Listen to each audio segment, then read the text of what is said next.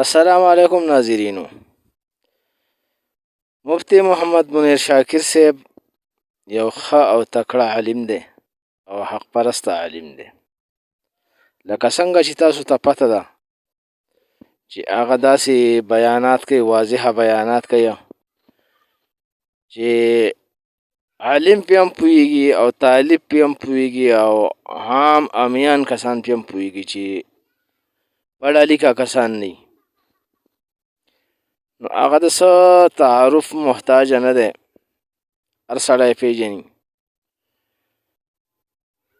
ما د هغه یو بیان تاسو په خدمت کې وړاندې کوم.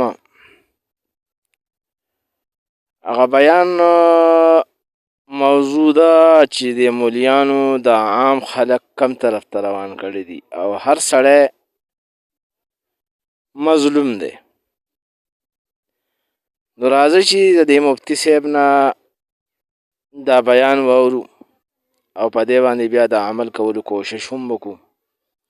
نو راځئ چې دا بیان د مفتی صاحب نه واورو. مسلمانه رب ته وګوره، دا قرآن زده کې قسم په خدای نخرې به در باندې وشي. ولې تا باندې اوس نخره نه ده شي؟ هر یو سړی وګوره مظلوم نه یې؟ ته جواب راکړه. هر سړی مظلوم نه دی؟ ستا کم سړی دی چې مظلوم نه دی؟ ته ماته یو سړی خو ښه که ته وایي چې مفتی صاحب ډېر زورور سړی دی او لس ټوپکې ورپسې ګرځي، ته ما نه خبرې؟ زه څومره مظلوم یم، ما سره څومره ظلمونه کېږي، ما باندې څومره بې ځایه کیسونه جوړېږي، ما پسې څومره بې ځایه خبرې کېږي، بې وسه بې دسته هېڅ نشم کوی. یو سړی د زوړندولو قابل وي، زه ورته څه نشم ویل. تاسو کې هر سړی وګوره، څوک به د تره زوی نه مظلوم وي، څوک به د تره نه مظلوم وي، څوک به د دشمن نه مظلوم وي، څوک به د کلي خان و نواب نه مظلوم وي، څوک به د ښځې نه مظلوم وي، څوک به د خاوند نه مظلوم وي، خو ظالم به پې خامخا مسلط وي. چا باندې اولاد خدای مسلط کړي، په چا ګاونډي الله مسلط کړي، په چا بدرنګه ښځه الله مسلطه کړي، په چا بدرنګ خاوند الله مسلط کړي، په چا باندې د کلي او د قوم یو سړی الله مسلط کړي، په چا یو سچو یو افسر الله مسلط کړي، په یو افسر بل افسر الله مسلط کړي، او په پاکستان امریکا الله مسلطه کړي، په امریکې پاکستان الله مسلط کړي، په غلا او په پټ او په څه تاوان خو له ورسوي کړ. دا ولې؟ تا والله چې دا قرآن پرې خیر تا ته ملا ویلي دي چې دا لرې نه ګورم ثواب دی، چې داسې وکړم ثواب دی. نو پلارم چې لرې نه ګوري ثواب دی، ټوله ورځ ورته ګوره. څه چل دی ستا مخ لیدو کې حج او د عمرې ثواب دی؟ د چا وي چې د حج او د عمرې ثواب؟ دا ته قوم غولوي او د مور پلار د خدمت نه یې وباس. مطلب یې دا دی چې د دې په مخ لیدلو ما ته حج او د عمرې ثواب میلاویږي. مازغه مې خراب دي چې زه د دې علاجونه کوم، ډاکټر لی بوځم او غول میتیاز یې صفا کوم او جامې والا بدلوم. بس هلته دې پراته وي، سهار یې ګورم خیر مورې څنګه یې، حج عمرې ثواب ما ته میلاو شي. مسلمانه ته پوهېږې نه چې په کومه طریقه باندې ته روان کړی او کم خوا روان کړی، دا په دې ثواب دا په دې ثواب. نو په ایمان ووایه چې اولادونه په دعا میلاویږي. د چا مازغه خراب دي چې ودونه کوي؟ هلکه جواب راکړه. که د ښځې لږ مصیبت دی، ته ما ته د ښځې مصیبتونه شمار که چې ته ونه تختې سړي زوی به نه یم. ښځه خو ښځه نه ده، لوی مصیبت دی، او د ښځې دپاره خاوند لوی مصیبت دی. خو دا مصیبتونه موږ ولې په سر ګرځو؟ دې نه بغیر بچي نه کېږي. کېږي ښه چې دې نه بغیر بچي کېږي. زما مازغه خراب دي چې زه ښځې ته دومره ځان کړوم.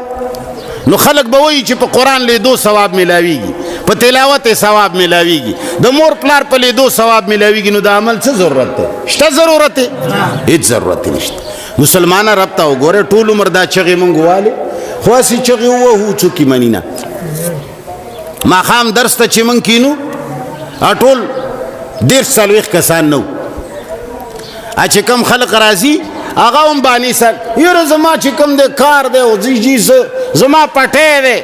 مسلمانه کومه ورځ چې د نه اسرائیل سا وایسته که نه، بیا به دا پټی ستا پلار کوي، بیا به یې څوک کوي؟ خو نن دې هم بل څوک وکړي که نه. د ماښام درس ته کښېنه که نه، او چې څوک لرې په نیټ باندې اورې، په رب یقین وساته چې ملا قوم بل طرف ته روان کړی، والله چې بل طرف ته روان کړی. د عوامو حیثیت نشته. ملا پسې وي خبرې وکړي کافر کېږي. مطلب دا دی چې امي پسې آزادي کوه.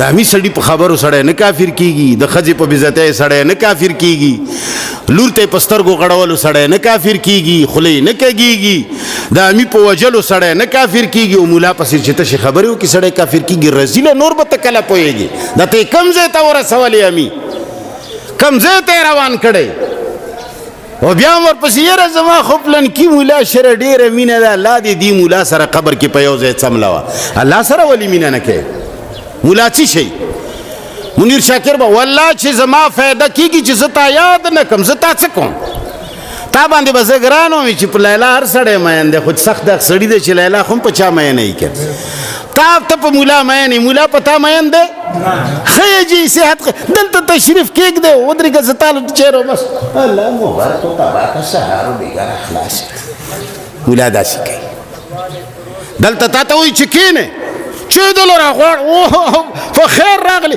یاره زړه مې در پسې خوږېدی وړه دومره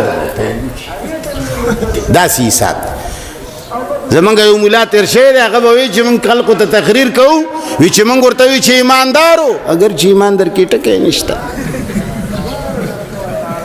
نو ته خو پې مین یې خو په تا مولا مین دی قسم په خدای که سړي کې دی اچوي علی کار یې بسره د نه کار علي پیسې د نه وهي مشین یې د پیسو مزدوریانې کوي حرام و حلال کوي مال یې راوړي ښه نو بس یو 2 منټه سلام د لوکم او چې خو سړی چې خنزیر هم کور ته راشي په سړي څکي نور د نه مولیان پوزې ته راغلي تا سره یې مینه نشته هغه ذات سره مینه کوه چې هغه په تا مین دی چې په تا مین نه وی ته به پیدا کولی نه چې په تا مین نه وی تاله به یو 1.5 لاک 2 لاکه پیغمبران نه رالیږل چې په تا مین نه وی تاله به د دومره لوی کائنات نه سازاو چې څوک در باندې مین دی پیژنې نه او چې څوک د نه وایي چې الله دې لوټي لوټي که بیا راغلی هغه باندې مین